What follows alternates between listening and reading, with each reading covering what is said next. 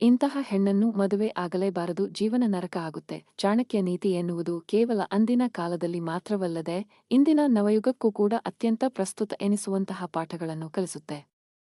ಅದರಲ್ಲೂ ವಿಶೇಷವಾಗಿ ಇಂದಿನ ಲೇಖನಿಯಲ್ಲಿ ನಾವು ಮಾತನಾಡಲು ಹೊರಟಿರುವುದು ಯಶಸ್ವಿ ವೈವಾಹಿಕ ಜೀವನದ ಬಗ್ಗೆ. ಚಾಣಕ್ಯರು ತಮ್ಮ ಗ್ರಂಥದಲ್ಲಿ ಏನನ್ನು ಬರೆದಿದ್ದಾರೆ ಎನ್ನುವುದನ್ನು ತಿಳಿಯಲು ಬನ್ನಿ. ಹಾಗಿದ್ದರೆ ಸಂಪೂರ್ಣ ವಿವರ ಈ ವಿಡಿಯೋದಲ್ಲಿ ತಿಳಿಯೋಣ. ಮಹಿಳೆ ಎಷ್ಟೇ ಸುಂದರವಾಗಿದ್ದರೂ ಕೂಡ ಆಕೆ ಒಳ್ಳೆಯ ಕುಟುಂಬದಿಂದ ಬಂದಿಲ್ಲವೆಂದರೆ ಖಂಡಿತ ಮದುವೆಯಾಗಬೇಡಿ. ಯಾಕೆಂದರೆ ಮದುವೆಯಾಗಿ ಬಂದ ನಂತರ ನಿಮ್ಮ ಕುಟುಂಬವನ್ನು ಕೂಡ ಆಕೆ ಒಡೆಯಬಹುದು.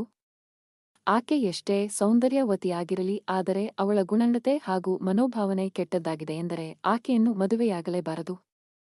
ಯಾಕೆಂದರೆ ತನ್ನ ಸೌಂದರ್ಯದ ಆಧಾರದ ಮೇಲೆ ಹಾಕಿ ತನ್ನ ಗಂಡನನ್ನು ಏನು ಬೇಕಾದರೂ ಕೂಡ ಮಾಡಲು ಪೀಡಿಸಬಹುದು ಹಾಗೂ ಇದರಿಂದಾಗಿ ಸಂಸಾರ ಅಶಾಂತಿಯಿಂದ ಕೂಡಿರುತ್ತದೆ.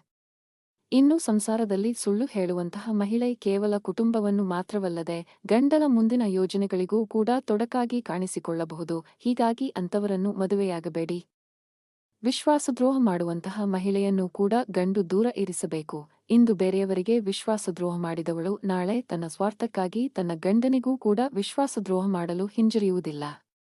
ಮನೆ ಕೆಲಸ ಗೊತ್ತಿಲ್ಲದ ಮಹಿಳೆಯನ್ನು ಮದುವೆಯಾದರೆ ಪ್ರಸ್ತುತ ಸಮಾಜದಲ್ಲಿ ಗಂಡ ಬದುಕುವುದು ಕೂಡ ಸಾಕಷ್ಟು ದುಸ್ತರವಾಗಿ ಬಿಡುತ್ತದೆ. ಹೀಗಾಗಿ ಇವೆಲ್ಲ ವಿಚಾರಗಳನ್ನು ಅವಲೋಕಿಸಿ ನಂತರವೇ ಮದುವೆಯಾಗಬೇಕು ಎನ್ನುವುದಾಗಿ ಚಾಣಕ್ಯರು ಹೇಳುತ್ತಾರೆ.